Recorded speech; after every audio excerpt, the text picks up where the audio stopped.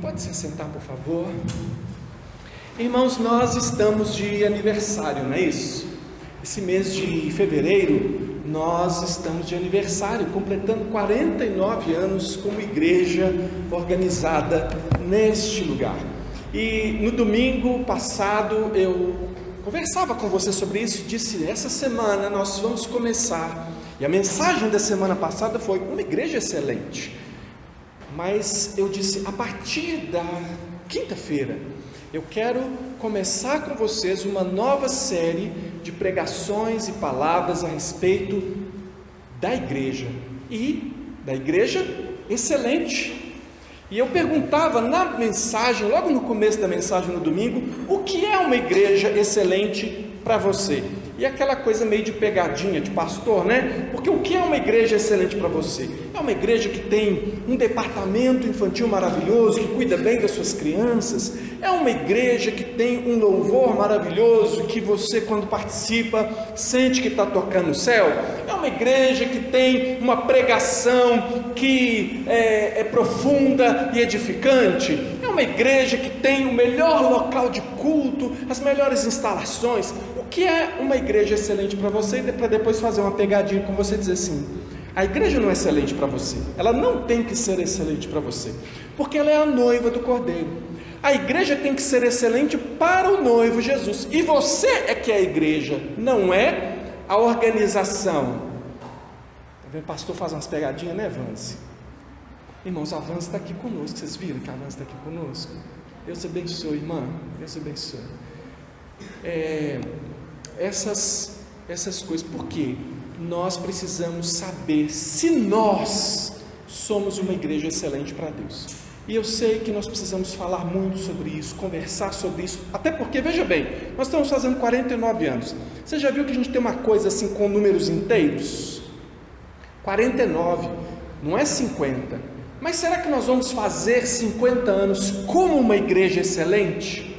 Será que a gente sabe o que é ser uma igreja excelente? Então, no meu coração, eu tenho um desejo muito forte de que nós possamos, pelo menos, saber com toda clareza o que Deus espera de nós como igreja. Meu desejo é que nós completemos 50 anos, e aí eu penso numa contagem regressiva até lá, nós completemos 50 anos muito mais perto. Se o Senhor não tiver ainda nos dado a graça de ser plenamente, eu creio que plenamente é na glória, irmão, mas mais perto, muito mais perto de sermos uma igreja excelente do que nós somos hoje. Então nós precisamos conversar sobre isso.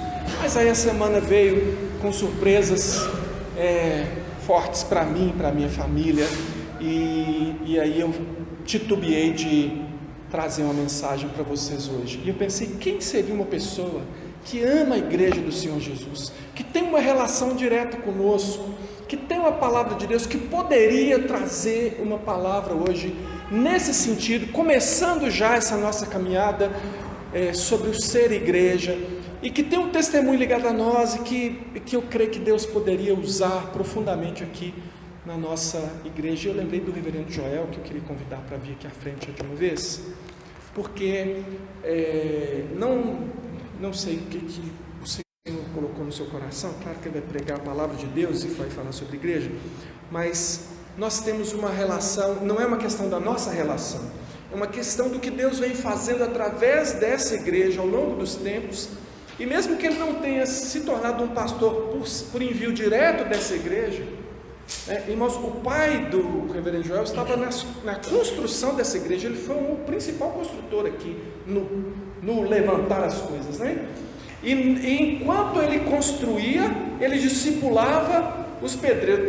Parece que o primeiro membro dessa igreja foi o pedreiro que trabalhava com ele, que ele evangelizou e converteu aqui. Você sabe disso? Pai do reverendo Joel. E aí, depois de muitos anos sendo presbítero aqui dessa igreja, foi para o Céu Azul, que era uma congregação dessa igreja, com a família, e ele ainda pequeno, né, ainda jovem aí, tudo, era adolescente, né? Adolescente. E lá nasce, então, se fortalece e se organiza uma igreja que é filha dessa igreja. O que nós temos que falar, irmãos, é coisa assim de dentro, é coisa assim da nossa vida, é coisa assim, sabe? O que nós vamos falar para vocês, é claro, nós vamos trazer aqui o que Deus diz que é uma igreja excelente, mas isso não é só letra, isso é vida, isso é verdade, isso é a nossa história, isso é o nosso chamado. E aí eu pedi ao reverendo assim, ontem, né? E pedi ontem e hoje ele está aqui para nos abençoar. Eu queria que você desse então atenção e que o Senhor falasse ao nosso coração. Então Deus abençoe. Vou passar já.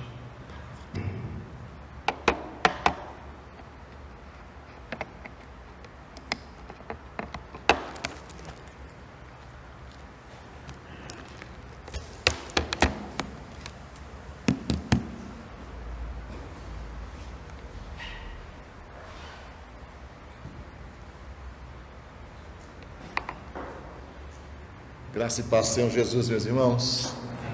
Amém. Quero, antes de tudo, externar aqui os meus sentimentos à família, irmão Isaac, todos os seus familiares. Sabemos que é um momento difícil, que é um momento para nós de mistura de sentimentos como cristãos, né? Sabemos como dói, mas também como nos alegra saber que Jesus está chamando e tem pessoas que são mais privilegiadas do que nós, né? E vão antes de nós desfrutar dessa nova Jerusalém. Irmã Márcia faz parte da minha história de vida. Quando jovem, adolescente também, fazia uma aula de datilografia ao lado da casa dela, da irmã Lídia, com a Dail Freitas, né? Dava aula de datilografia para mim, e passamos a conhecer essa família, que chegou para a nona igreja. A irmã fazia muitos bolos gostosos, né? Que coisa boa. Está desfrutando. Já abraçou o Enéas Cabral, já abraçou Geraldo Teodoro, já abraçou o apóstolo Paulo, o apóstolo Pedro, e nós estamos aqui, né? Tem que escutar o Joel, né? Amém por isso. Que Deus continue alegrando o seu coração. A infelicidade é uma coisa provisória. Segundo as Escrituras, a tristeza dura uma noite. Então a infelicidade é provisória, mas a alegria, ela é permanente, amém? Porque a alegria do Senhor é a nossa força. Então, se o Senhor é eterno, a alegria dele é eterna. Então ele nos fortalece nesses momentos difíceis que diversos irmãos estão vivendo nesse momento, tá? Louvado seja Deus. Eu queria convidar você a abrir sua Bíblia no livro de Josué. Eu queria começar falando da igreja excelente a partir desse capítulo de Josué. É interessante o pastor Enoque falar isso, porque também começamos na igreja aos domingos de manhã falando sobre a igreja, o Evangelho Visível, um livro do Mark Dever, né? Também das 9 marcas, né? Muito bom. Estamos falando da importância da igreja, da relevância da igreja, e como isso é importante para nós nesse tempo onde a igreja está sendo questionada se é essencial ou não. E não são os políticos que vão dizer isso, não é o prefeito que vai dizer que a igreja é essencial, é a Bíblia que diz. Já disse isso há muito tempo, né? A importância da presença do povo de Deus, a importância da comunhão. Salmo 133 diz que ali ordena o Senhor a sua bênção e a vida para sempre. Então há muitas coisas essenciais quando o povo de Deus se reúne. É só tirar a igreja, você vai ver como é essencial, né? Mas Josué capítulo 1, eu queria compartilhar com vocês esse novo tempo, a igreja essencial, né? Nesse novo tempo, um tempo novo também que Josué e toda aquela nova geração ia viver a partir desse momento agora de conquista, de entrada na terra prometida. Então diz o texto assim, a partir do versículo 1: Sucedeu, depois da morte de Moisés, servo do Senhor, que este falou a Josué, filho de Num, servidor de Moisés, dizendo: Moisés, meu servo, é morto. Dispõe-te agora para passar esse Jordão, tu e todo este povo, a terra que eu dou aos filhos de Israel. Todo lugar que pisar a planta do vosso pé, vou-lo tenho dado, como também prometi a Moisés. Desde o deserto e o Líbano até o grande rio, o rio Eufrates, a toda a terra dos heteus, até o grande mar para o poente do sol, será o vosso limite. Ninguém te poderá resistir todos os dias da sua vida. Como fui com Moisés, assim serei contigo, não te deixarei, nem te desampararei. Sê forte e corajoso, porque tu farás este povo herdar a terra que sob juramento prometi dar a seus pais. Então somente ser forte e muito corajoso para teres o cuidado de fazer, segundo toda a lei que meu servo Moisés te ordenou. Dela não te desvie nem para a direita, nem para a esquerda, para que sejas bem-sucedido por onde quer que andares. Não cesses de falar deste livro da lei, antes medita nele dia e noite, para que tenhas cuidado de fazer segundo tudo quanto nele está escrito. Então farás prosperar o teu caminho e serás bem-sucedido. Não te mandei eu? Ser forte e corajoso. Não temas, nem te espantes, porque o Senhor teu Deus é contigo por onde quer que andares. Amém. Louvado seja Deus. É interessante o pastor Enoque fazer essa introdução aqui a meu respeito do meu pai, né? Porque existe de fato uma ligação muito grande, né? Muito grande da minha família com essa igreja, uma relação de muitos anos, também por parte de mãe. O meu tio Geraldo Amorim foi presbítero aqui, o primeiro presbítero que arrumou briga aqui demais. Na época aqui, ele é um homem desbravador, construtor também, e na época ele foi o que iniciou essa obra aqui. Meu pai era como um discípulo do Geraldo Amorim naquela época, né? Um homem valoroso, um homem de Deus, plantador de igreja. E meu pai, quando o presbítero Geraldo já estava mais velho, passou a capa, né, para o meu pai, que continuou plantando igrejas por aí, continua trabalhando, servindo ao Senhor. Ontem estava lá fazendo a live lá no Instagram, continua aos 81 anos aí quase, pregando o Evangelho, cheio de força e vigor. Mas eu, lembrando aqui que início de 1972, os meus pais vieram de Contagem para cá. Meus pais moravam em Contagem, eu nasci em Contagem. Na verdade eu nasci em Belo Horizonte, mas fui transferido, né, para Contagem, e fiquei lá. Eu nasci em 71, agosto de 71, também faço esse ano 50 anos, né? Então meu cinquentenário aí, né? E aos 6 meses de idade meus pais vieram para cá. Quando a nona começou a construção, meu pai veio para cá, tá? Ele veio justamente trabalhar aqui nessa obra, começou a trabalhar aqui nessa obra, já morar aqui nessa igreja. Então a construção aqui foi um pouco rápida, apesar de inacabada há muito tempo, mas foi muito rápida. E aonde a cozinha lá em cima, lá ainda lá em cima, era, né? Não é mais, era antigamente, né? Tinha uma cozinha lá em cima. E lá naquela última sala lá do fundo, lá era a casa do Valdemar, Laurenita, Joel e Miriam, né? Na época eram os 2 filhos que eles tinham, morávamos lá em cima. Então, aos 6 meses de idade, foi a minha primeira experiência como zelador de igreja, né? Depois tive outra experiência no seminário, né? Eu fui zelador por 2 vezes. Mas é interessante essa relação, né? Porque a igreja faz 50 anos, eu também estou fazendo 50 anos. E a gente percebe que nesse movimento da história, muitos homens, muitas mulheres passaram por aqui. Muitos ainda estão vivos, homens de Deus maravilhosos, mulheres de Deus maravilosas, estão por aí, servos, missionários, pastores, líderes, mulheres, né, assim, de oração. Tinha umas irmãs que sentavam ali, eu lembro aqui assim, irmã Tercília, Maria da Penha, Maria da Penha, não era? Mãe da Van, Dona Penha. As senhoras que tinham um coquezinho ali, que era gente que a gente sabia que quando elas dobravam o joelho ali, podia esperar que alguma coisa acontecia. A irmã Efigênia, né? Gente de oração, assim. Estou citando algumas mulheres aqui só para a gente entender. Mas essa igreja excelente, com pessoas maravilhosas, com gente que Deus levantou, jovens, gente que fez diferença. Ela passou por incertezas, passou por preocupações, passou por diversas crises.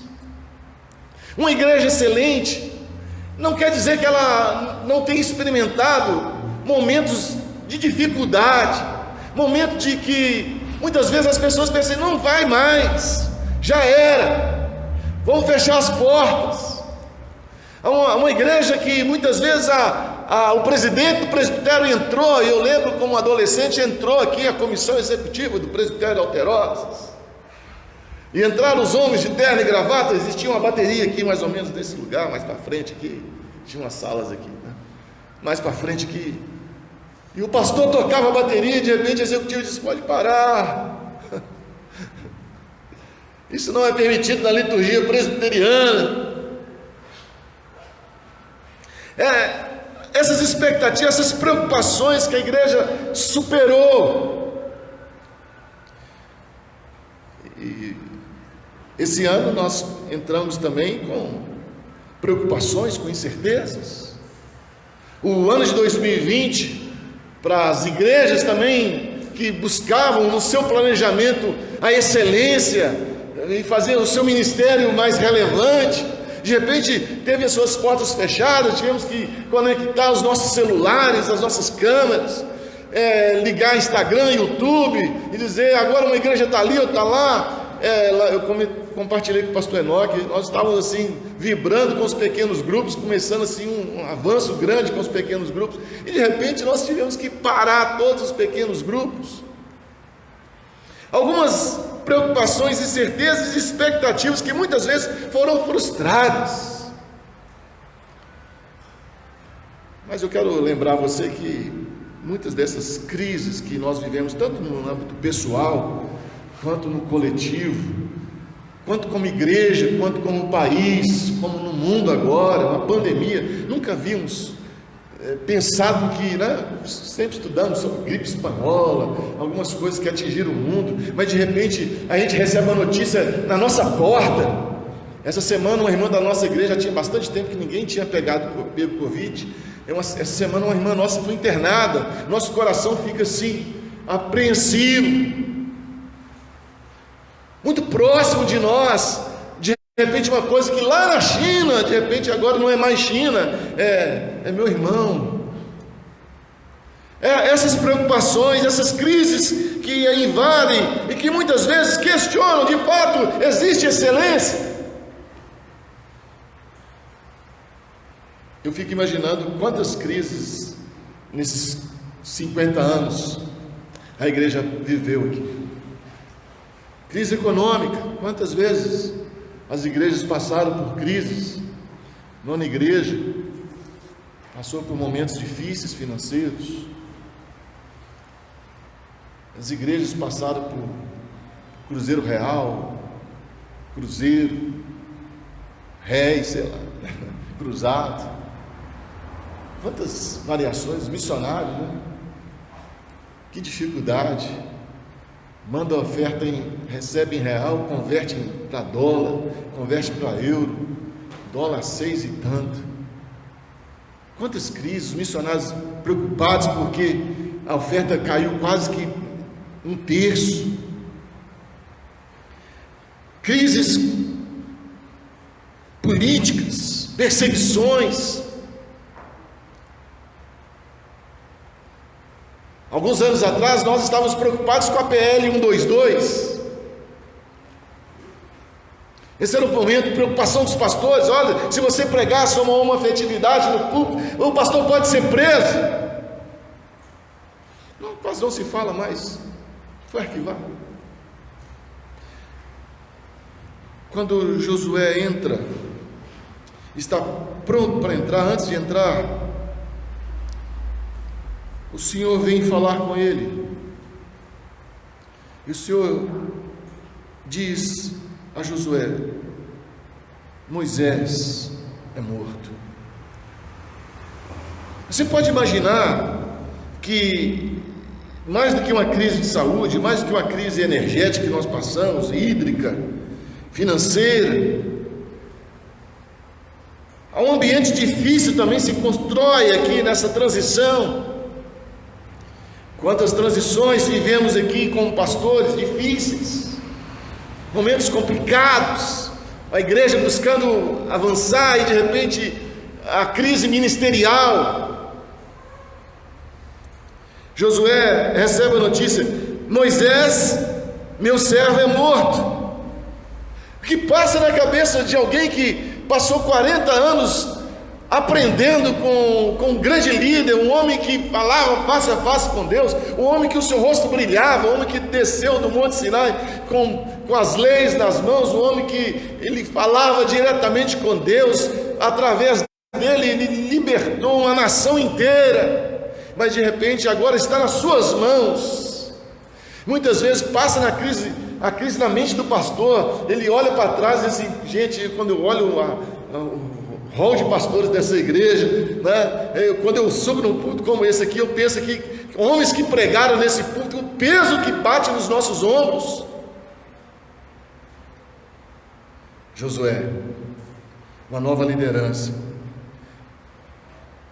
de um grupo rebelde. Na sua essência, não era uma igreja excelente, era um grupo rebelde, de gente que qualquer momento estava reclamando e querendo voltar. Uma tendência à insubmissão. O natural lá era: sou contra. Sou contra. Josué teve que transformar uma geração de gente nômade num exército organizado, agora numa nação excelente. Um momento complexo. Talvez,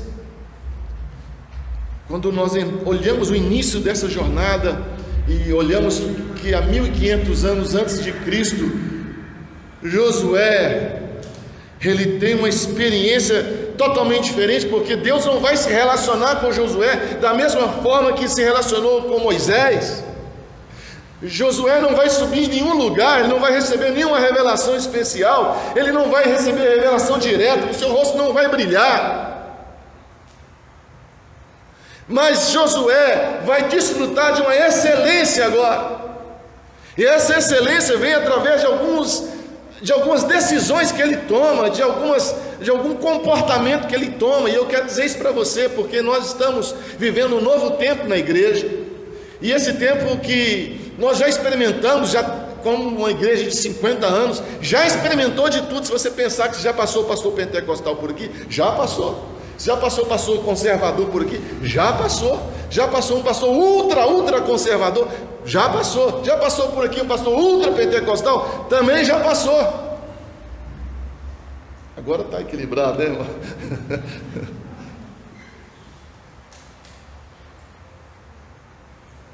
Mas como é que nós podemos gerar uma excelência na igreja? A primeira é a certeza no nosso coração da presença de Deus nesse lugar, a presença do eterno Deus agindo nesse lugar no decorrer da sua história. E a palavra com Moisés, com Josué foi assim como eu fui, versículo 5, assim como fui com Moisés, assim serei contigo, não te deixarei e nem te desampararei. Eu quero dizer isso para você, meus irmãos, para cada um de vocês aqui. Muitas vezes eu disse isso lá na minha igreja, foi até, eu não acredito em coincidência, mas eu falei isso com meu pai, segunda-feira, falei com ele assim: olha, está gravado aí lá no YouTube, lá no Instagram, uma parte da minha mensagem que eu falei que Deus usou muito o Senhor, mas eu sou muito mais agora, Deus me usar. Quando as pessoas me perguntam: e seu pai? né? Ele tem boa lembrança de seu pai. Eu disse, amém, glória a Deus, ele foi um homem abençoado, e é ainda. Mas o meu desejo é que Deus use-me. Não que eu não queira falar bem do meu pai, porque ele é uma bênção mesmo, uma grande referência. Mas agora, Josué, dispõe-te, eu também estou com você. E eu, quando olho para o Senhor, eu disse, ele não é apenas o Senhor do Valdemar, ele é o Senhor do Joel. E apesar dele não ser pastor da nona igreja, hoje ele está pregando na nona igreja, e o Senhor está aqui conosco. Ele está aqui nessa igreja, apesar do presbítero Valdemar, quando saiu daqui, não é mais presbítero aqui, e outros presbíteros saíram, já estão com o Senhor, ou estão em outros lugares, homens de Deus. O Senhor está com eles, mas o Senhor continua presente neste lugar. Uma igreja excelente, ela fundamenta-se pela presença de Deus, e não pela presença de um ícone qualquer. Eu sei que nós temos na nossa cidade muitos ícones, muitos homens, mulheres de Deus. A nossa cidade é abençoada demais. Eu fico procurando cidades no mundo que têm o privilégio quanto as de Belo Horizonte. As maiores cidades, as maiores igrejas do mundo estão em Belo Horizonte. Basta você, tirando as igrejas da Coreia, dos asiáticos, eles também, né? A gente não pode nem comparar nada com eles. Mas no Brasil, onde estão as maiores igrejas?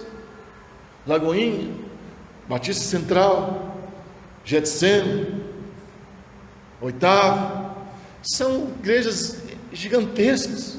Mas eu quero dizer para você, todas elas são excelentes, mas nós não deixamos de ser excelentes, porque a presença de Deus está aqui neste lugar. Desde 1972, o Senhor tem operado aqui neste lugar, usou gerações e gerações, mas não só marcado pela presença. Josué foi encorajado por isso. Olha, não vai ser diferente não, a excelência é a minha presença, Josué, não é você, é a minha presença na sua vida. Moisés é excelente, quem não queria ter Moisés? Mas presta atenção, eu estou com você. Lá no deserto, em qualquer lugar, eu estarei. Foi assim.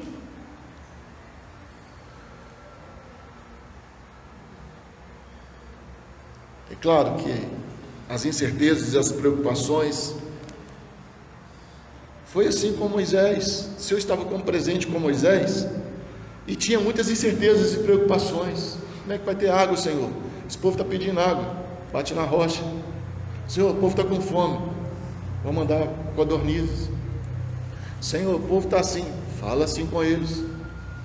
As preocupações estarão presentes nessa próxima geração.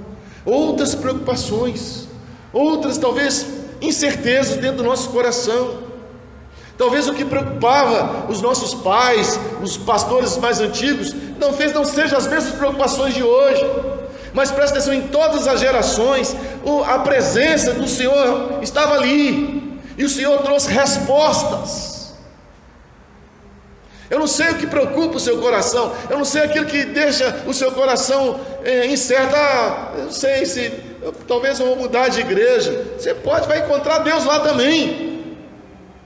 Você não vai encontrar nada diferente. Talvez vai encontrar um equipamento, uma liturgia, talvez vai encontrar um pastor um pouco mais avivado, menos avivado, um banco mais macio, um ar mais fresco. Mas a excelência está na presença do Senhor. Em segundo lugar,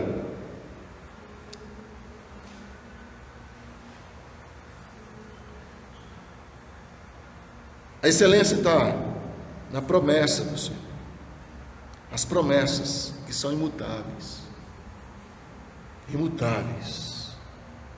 Versículo 6 diz: ser forte e corajoso, porque farás tu farás este povo herdar a terra que, sob juramento, prometi dar a seus pais. É interessante sob juramento, porque o próprio Deus jurou por Ele mesmo, por não ter ninguém superior a Ele.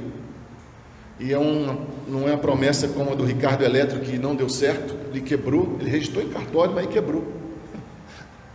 Ele enganou todo mundo e faliu.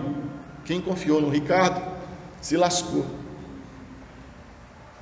Mas a promessa do Senhor não está registrada no cartório de Aeroliva, não está registrada em nenhum cartório por aí. A promessa está no próprio nome dele. Ele disse e ele fará. E essa igreja, o registro dela não está no Geroliva, está registrado no cartório das promessas celestiais do Senhor. A excelência da igreja, quando ela confia, não no ministro Paulo Guedes, porque já trocaram, nem sei quantos, desde quando essa igreja existe, quantos ministros da fazenda, da economia, já mudou até de nome várias vezes, mas essa igreja continua sendo sustentada pela promessa do Senhor. Jamais viu o justo desamparado, nem a sua descendência mendigar o pão. Meus queridos, não é a promessa de um novo ministério, não é a promessa de uma nova eclesiologia, não é a promessa disso. Todos esses métodos já mudaram centenas de vezes. Nós baseamos a excelência da igreja nas nossas metodologias de crescimento de igreja. A igreja no passado crescia sem nenhum tipo de movimento. Aí às vezes eu fico olhando, como é que as igrejas no passado tinham uma frequência tão alta, sendo que um culto tão estranho. Eu como jovem, às vezes eu ficava imaginando, como é que eu assistia culto naquela época? Como é que era proibido violão? Eu lembro quando adolescente, aqui nessa igreja mesmo, da UPA, União Presbiteriana de Adolescentes, nós queríamos comprar um violão. Então falamos com o presbítero, que era o conselheiro da UPA, nós gostaríamos de comprar um violão. E o presbítero disse, faça uma carta para o conselho, solicitando ao conselho autorização para compra de um violão. Aí nós recebemos uma carta, e o conselho disse, olha, vocês podem comprar uma carta. Responderam para nós, como carta. E nós lemos isso na plenária, na reunião dos adolescentes. A hora do conselho autorizou, mas desde que o violão seja tocado nas reuniões sociais, dos departamentos sociais, que era no salão, que a UPA tinha outra sala ali, que não sei qual era mais. Não podia tocar igual a irmã tocou aqui, não. Era um crime. Está pensando? A nossa metodologia de liturgia já mudou muito. O pastor está pregando até de calça jeans, que é isso, irmão?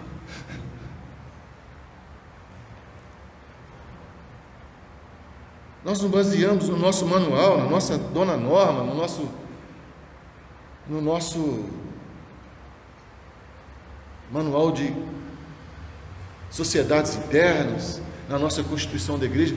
Tudo isso é maravilhoso, nos ajuda. Eu sou presidente do presbitério, e tudo isso nos ajuda, nos auxilia muito, mas a igreja está fundamentada nas promessas do Senhor. Ele disse, não é uma metodologia que esteja firmada, que prospere, que busque excelência, que esteja fora da palavra de Deus.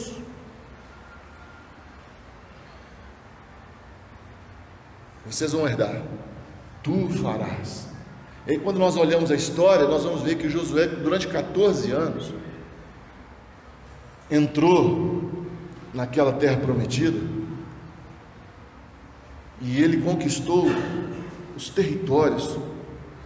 Depois de 14 anos, ele colocou cada tribo em sua possessão. É claro que a posse geral vai se concretizar lá no reinado de Salomão.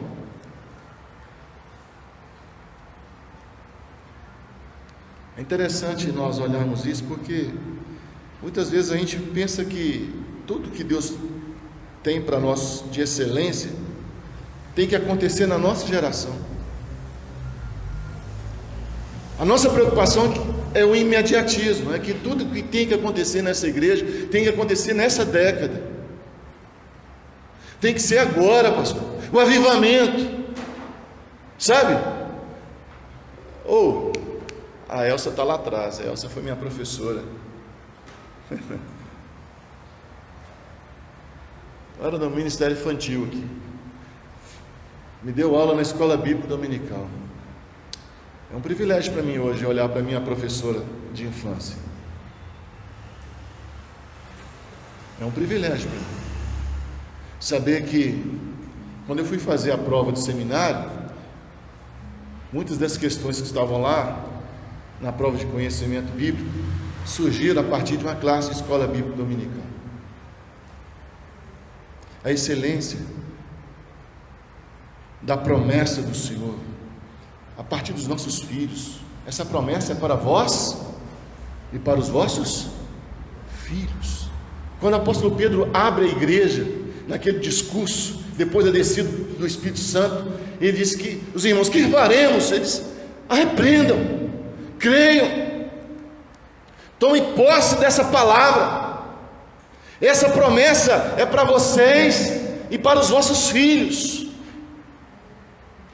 E aí eu fico pensando, olhando para a próxima geração. Eu tenho lutado com a minha igreja assim: pare de olhar para vocês.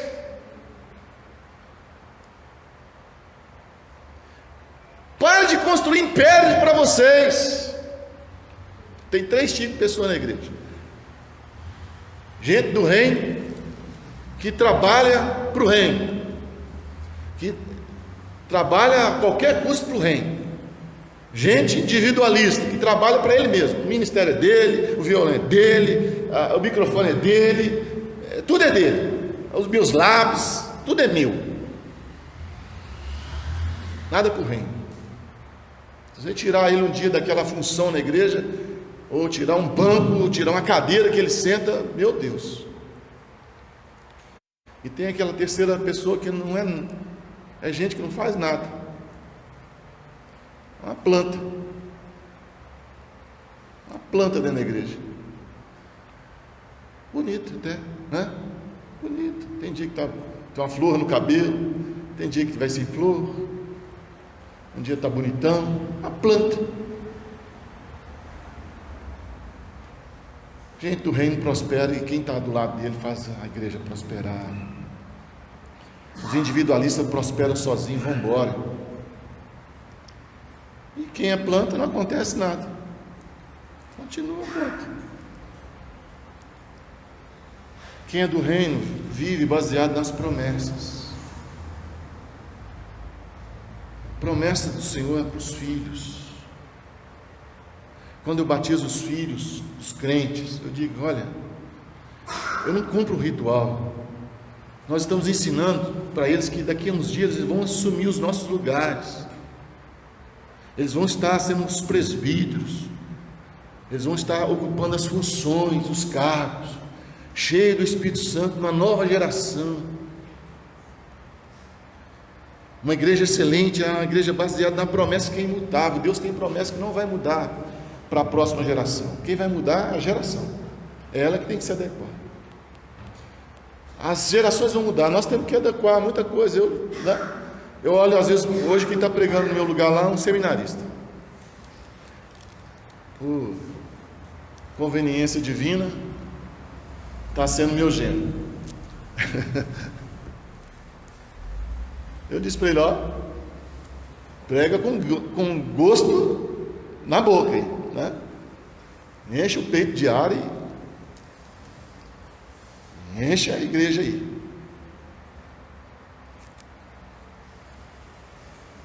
23 anos.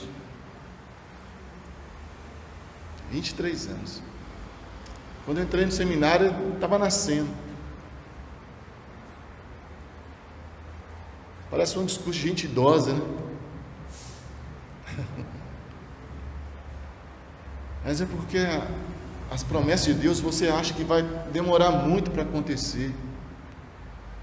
Mas elas podem ser agora. Mas pode demorar um tempo. Nós estamos falando de Josué há 3.500 anos atrás. Eu não sei o que vai acontecer daqui a 1000 anos. Eu espero que já esteja tudo resolvido. Mas uma igreja excelente, ela foca lá na frente. Eu sei que o trabalho que está sendo feito pela liderança dessa igreja não é para que a igreja termine nessa geração. Nós sim, nós vamos passar. Se você não morrer, a sua liderança tem que passar também. Porque muitas vezes você não dá mais conta de fazer algumas coisas. Fiz muito acampamento na igreja, muito. Fui um daqueles que gostavam. Vocês foram para a Luz? Pegamos 2 ônibus aqui e fomos para a Luz. No acampamento não tinha piscina, não tinha quadra, não tinha nada. Só tinha oração e culto. Culto 5 da manhã. Tinha mais de 200 jovens. Mais de 200. Uma aglomeração santa. Deu trabalho, viu, gente? O ônibus quebrou, derramou óleo na mala do pessoal, né? Lembro do Jean brigando, as meninas brigando com o Jean dentro do ônibus. Deus cumprindo as promessas. Muitos daqueles que estavam lá naquele acampamento hoje são homens e mulheres cheios do Espírito de Deus, espalhados por aí pregando o Evangelho. Terceiro e último lugar, versículo 8. Não cesses, vamos ler juntos? 8. Não cesses de falar deste livro da lei, antes medita nele dia e noite, para que tenhas cuidado de fazer segundo tudo quanto nele está escrito. Então farás prosperar o teu caminho e serás bem-sucedido. Uma igreja excelente é uma igreja baseada na palavra de Deus. Esse púlpito não está no meio aqui por acaso, não é design, é proposital, é o centro dessa igreja. Foco principal não é o pregador, é a palavra. Uma igreja excelente, ela se desenvolve através das práticas espirituais, tendo como principal prática espiritual a palavra de Deus. Tivemos mestres aqui, pastor Lucas de Paiva Pino, hoje ainda pastor dos Estados Unidos, lembra? Foi um tempo que a 9ª igreja foi maior que a 8ª, né? Se vocês não sabem disso, a 9ª igreja foi maior do que a 8ª. Isso não é para a gente ficar chateado, não, é para a gente dar glória a Deus por isso, para saber da importância e da excelência que é a palavra de Deus. Claro que nós vivemos um outro momento, um outro tempo, mas gera certeza no seu coração: a igreja não é McDonald's. As práticas espirituais não são fast food, que você vem aqui, pega o sanduíche e vai embora. Nossa, foi gostoso esse Mac Joel hoje. Foi bom. Quanto tempo que eu não saboreava uma palavra.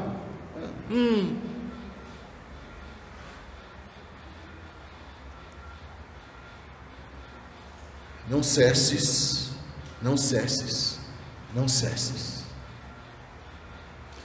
O apóstolo Paulo fala assim: orai sem cessar. A Bíblia vai numa progressão com relação à prática espiritual. Nós precisamos olhar para as práticas que nós temos diminuído na nossa igreja, ou substituído.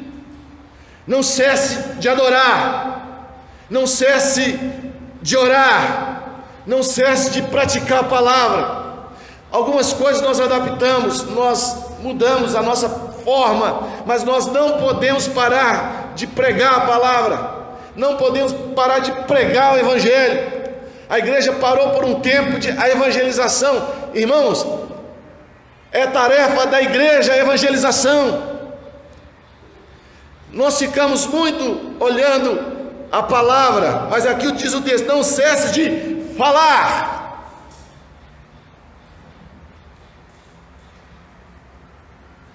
Pastor, qual é o método para você crescer? Prega a palavra, quer seja oportuno, quer não.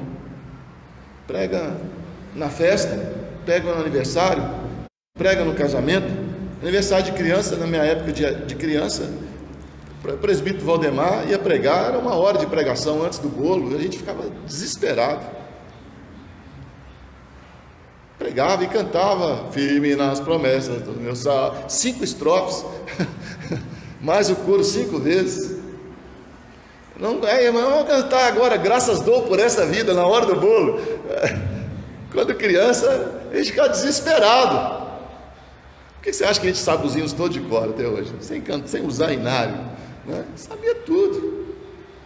Aí a gente parou de pregar a palavra nos aniversários, nos casamentos agora, quase nem se... Pastor, olha, se o senhor falar para mim, um dia falaram comigo: pastor, o senhor poderia só fazer aquele momento assim, no máximo 30 minutos? Não. Você vai ficar mandando no meu sermão agora? O casamento é seu. Ou é um culto?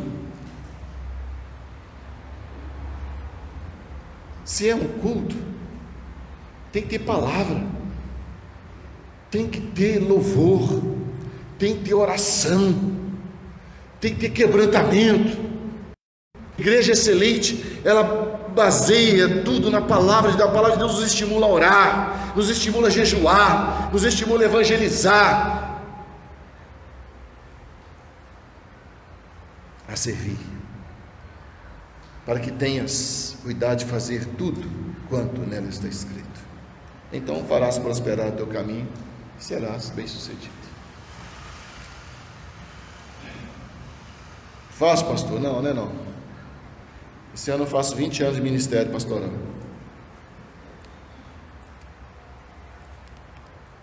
20 anos. Pouco diante de muitos pastores por aí que já têm quase a minha idade de ministério pastoral, ou até já passaram disso. Mas a palavra que o Senhor repete para Josué é a mesma que repete para mim e para você, apesar das preocupações e incertezas.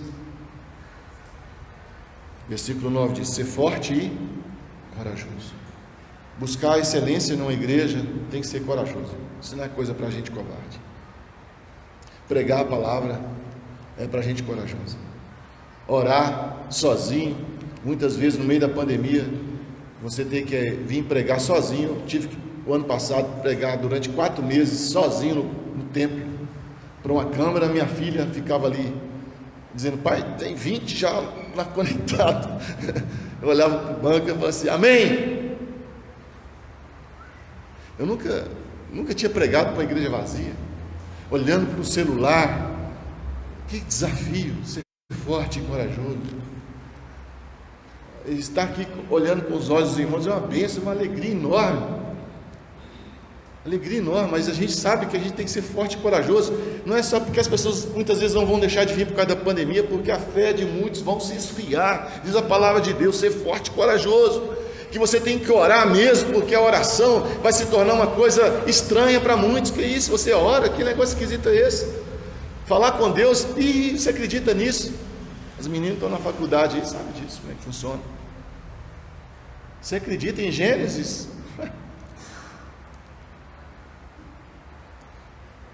Meu menino, essa semana, estudando o sistema solar, a professora disse para ele assim: tem algumas pessoas que acreditam naquela ideia de fé, que falam que Deus criou as coisas, mas a teoria é do Big Bang, que explodiu tudo. Ela fez o menino encher o balão, encher de papelzinho lá dentro, disse: agora explode o balão. E sujou a sala toda de papelzinho. Disse: foi assim que surgiu. Aí meu menino apertou o botão e disse assim: professora, mas eu acredito na fé.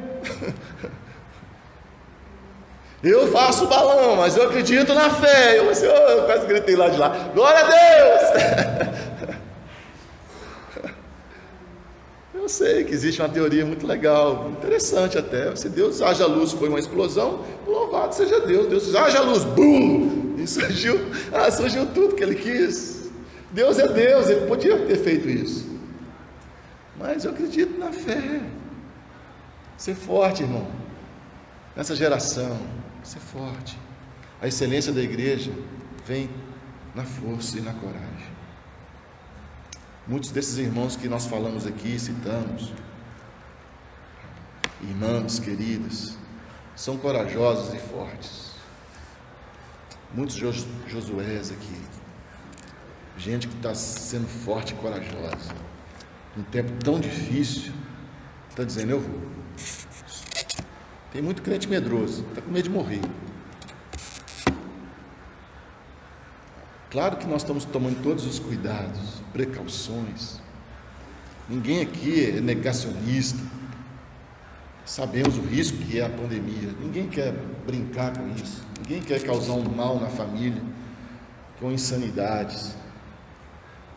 Mas nós somos fortes e corajosos. Não te mandei eu? É obediência. Uma igreja excelente, ela obedece. Vamos orar?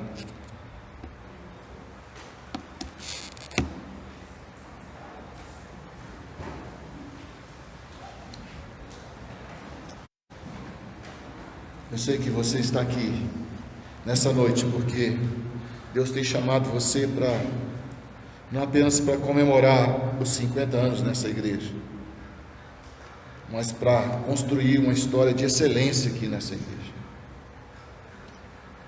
para exercer o ministério de forma excelente.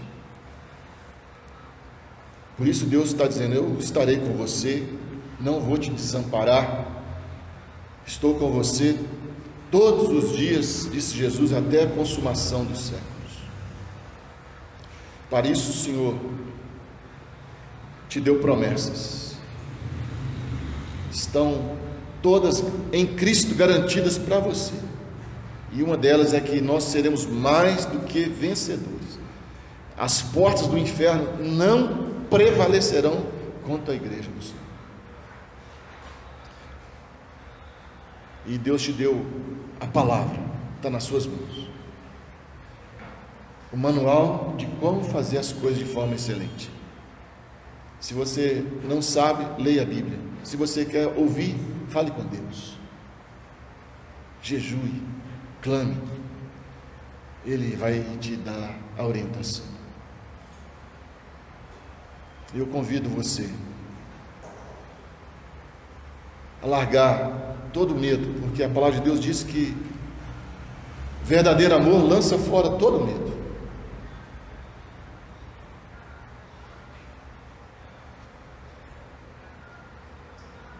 Toda timidez, que você seja ousado. Quando eu saí aqui dessa igreja, eu estava com 16 anos, muito tímido, e fui para o Céu Azul, e ali Deus começou a cumprir as suas promessas na minha vida. Quase 34 anos depois, estou aqui.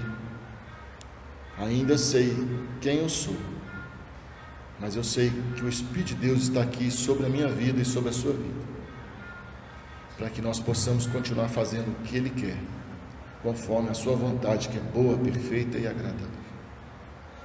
Coloque-se à disposição do Senhor. Eu oro por essa igreja tão amada, Senhor. Eu oro pelo pastor, pelos presbíteros. Eu rogo ao Senhor pelas irmãs dessa igreja, pelos jovens, pelas crianças, pelos anciãos. Rogo ao Senhor pela próxima geração, e te agradeço pelas gerações que passaram por aqui, Senhor, homens e mulheres de Deus que fizeram história aqui nesse lugar, gente que marcou uma vida pautada na excelência do Senhor, gente que buscou na oração, na palavra, gente que buscou na comunhão viver e construir uma igreja excelente. Nós rogamos naquele que fez-nos de forma excelente. Quando o Senhor nos fez, o Senhor disse que era muito bom, e o Senhor nunca nos deu nada que fosse mais ou menos. A tua graça é derramada de forma superabundante sobre nós, os dons de forma maravilhosa. Por isso nós clamamos o Senhor nessa noite, que a excelência do Senhor venha, movida pelo poder do Teu Espírito sobre cada um aqui, Senhor, e que nós possamos viver um novo tempo, e que tudo que foi semeado, tudo que foi, Senhor, semeado com lágrimas no passado, os frutos possam ser colhidos, e que nessa nova colheita, Senhor, muitas vidas possam se render aos Teus pés, e essa igreja experimentar um novo tempo, Senhor, como o pastor disse, um tempo muito melhor ainda, Senhor, prometido pelo Senhor, baseado na Tua palavra, Senhor, porque é o Senhor quem dá o crescimento. Mas, Senhor, que o Senhor nos use para isso. Nós te rogamos para que não falte o óleo sobre a nossa cabeça, Senhor, que não falte, Senhor, também humildade para que dobremos os nossos joelhos e coloquemos o nosso rosto em terra para clamar do Senhor. Ó Deus, que somente do Senhor possa vir todas essas bênçãos sobre nós. Nós te agradecemos em tudo, no nome de Cristo Jesus. Amém e amém. Deus te abençoe. Obrigado, pastor, pela oportunidade. Pode sentar.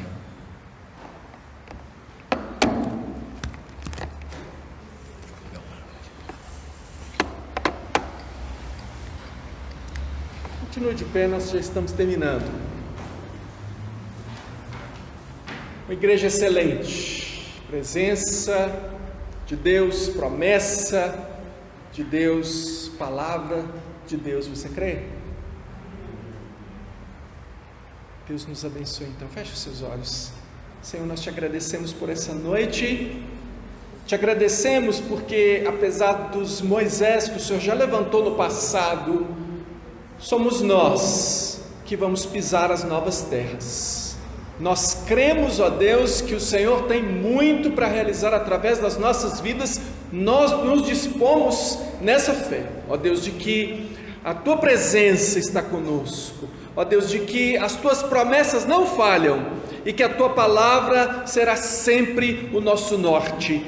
Que o Senhor então abençoe o Teu povo, que a graça do Senhor Jesus, o amor de Deus, o nosso Pai, e a comunhão do Espírito do Senhor seja com cada um de nós agora e sempre. Amém. Amém. Deus abençoe você e que nós possamos seguir nessa nossa jornada, no nome de Jesus.